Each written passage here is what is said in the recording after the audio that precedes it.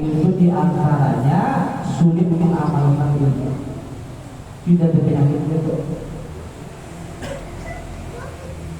Hanya ketika Rasulullah SAW beliau ketika Isra Mi'raj, Nabi melihat sekelompok manusia yang pada waktu itu menggunting lidah mereka di neraka. Lidahnya diguntingnya seorang. Rasulullah bertanya malaikat Jibril, wahai Jibril, siapa mereka itu? Mereka Jibril mengatakan, na'muru bil khair wa lam na'tihi. Mereka, wahai Rasulullah, mereka menyuruh berbuat kebaikan, tapi mereka tidak mengamalkan dari ilmu. Nah, itu tandanya belum salah. Orang punya ilmu itu bahayanya. Makanya syaitan itu hebat luar biasa. Orang yang menuntut ilmu atau orang menuntut majlis ta'lim sampai dilupakannya niat keluar dari rumah. Buruk sandal naik kendaraan sudah niatnya dilupakan iblis. Supaya apa? Supaya ini orang tidak dapat mengamalkan ilmu yang dia tuntut.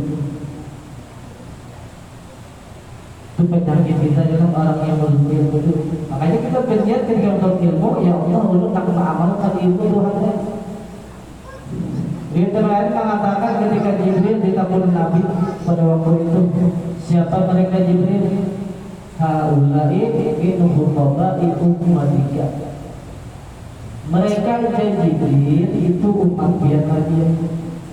Siapa mereka? Khutbah umatika. Itu para penceramah, para dai yang sering menasihati orang, tapi dia tidak mengamalkan ilmu mereka. Dibahaya lagi.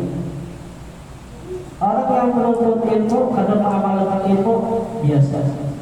Tapi orang yang menuntut ilmu kadang mengamalkan ilmu, kemudian memadahi lawan orang, di dosanya lebih dikonol dari dosa yang pertama dari umat Muhammad Rasulullah. Nah, disitulah para orang-orang saleh tadi takutan benar memadahi lawan orang kalau belum mengamalkan itu ilmu. Ilmu di sini maksudnya ilmu yang fardu ain, yang wajib. Kalau ilmu sunnah ada masalah, ini yang wajib. Nah, apabila engkau jadi mubazir sudah mengamalkan barang yang di dalamnya tadi. Dalam kitab ini kata beliau cocok lawan diri kita. Anak mengamalkan isi di dalam kitab tadi. Bahkan diberikan peringatan oleh pengarang Zubair, wa alimun bi ilmihi lam ya'lamu wa adabun min qablu ubadil wajab. Seseorang yang menuntut ilmu tahu sudah, kemudian dia tidak mengamalkan daripada ilmu tadi, wa adabun min qablu ubadil wajab. Mereka akan masuk neraka sebelum penyembah berhala. Nah, jika bukan itu. Kalau ayat Al-Qur'annya ya ayyuhalladzina amanu lima taqul ma la taf'alun, wahai orang beriman, kenapa kalian mengatakan bahwa orang kebaikan yang wajib sedangkan kalian tidak melakukan? Itu ayat yang paling menakutkan bagi penceramah, bagi dai yang setuju memadahi orang tapi dia tidak mengamalkan dari ilmu tadi. Karena itu buat dari ilmu, masalah ilmu yang wajib. Nah, kata Imam Ghazali, dan mengamalkan barang yang di dalamnya tadi, amalkan kata beliau itu munasabah bagi dirimu. Nah, cocok lawan kita. Jadi siapa membaca ini Hidayatul Hidayah, ini dapat petunjuknya itu kan. Petunjuk apa? Petunjuk untuk mengamalkan dari kata kitab tadi. Yakni berbagi dirimu, yakni berkenan dirimu akan dia. Tujuannya ada tujuan orang yang Ghazali. Apa dia Ghazali itu dia pengarang tasawuf, menghambat kemajuan zaman, ketinggalan zaman orang modern. Padahal itu tasawuf luar biasa mendidik akhlak manusia. Ada menghalangi zaman. Contohnya aja masjid langgar, ada kalau dibangun kecuali terhadap orang-orang yang pemurah. Orang yang kita dapur orang pemurah yang tahu orang yang pemurah itu siapa yang mendidik tidak hanya ilmu tasawuf. Yang mereka jadi pemurah tadi.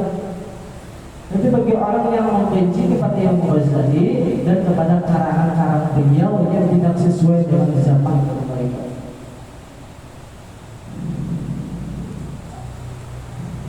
Dan engkau lihat akan hatimu condong kepadanya. Nanti juga baca karangan beliau.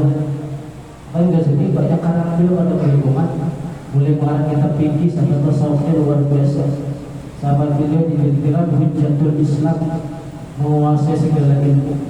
Pak Hajir tafsir apa segalanya luar biasa.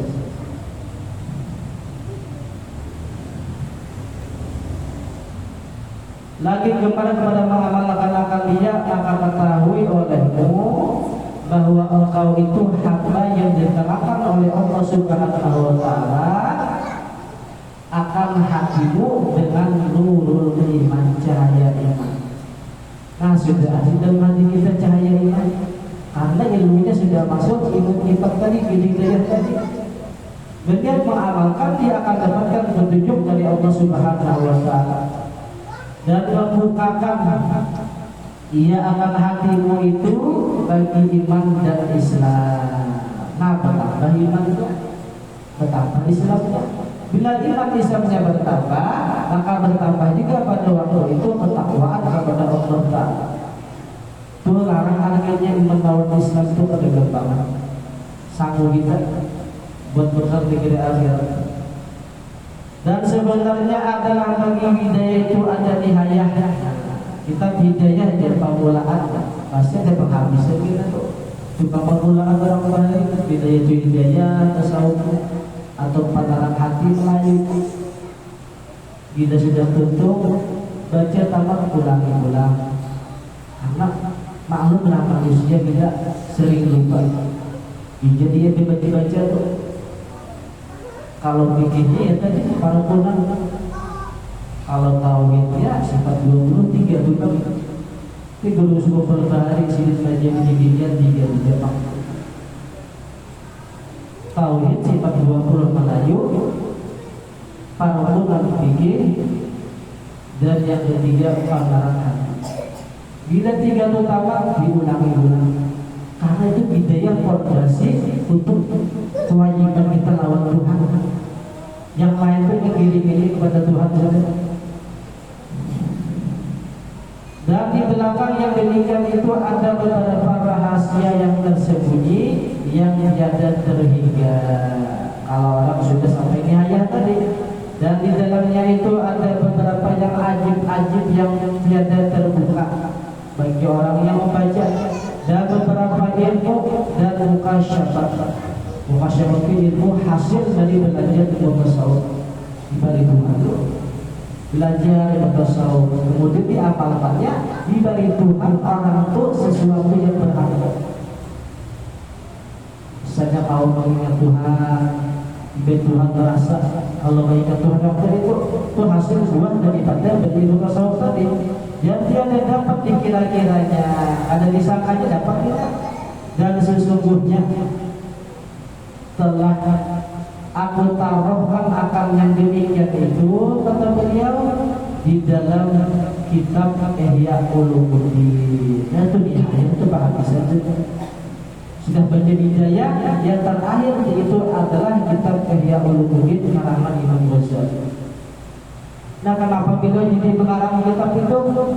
Disebutkan bahwasanya pada waktu itu, zaman beliau waktu itu, banyak ulama, tokoh-tokoh ulama, dan tokoh-tokoh ulama di situ katanya mengarang fikih zahir, fikih yang sembahyang.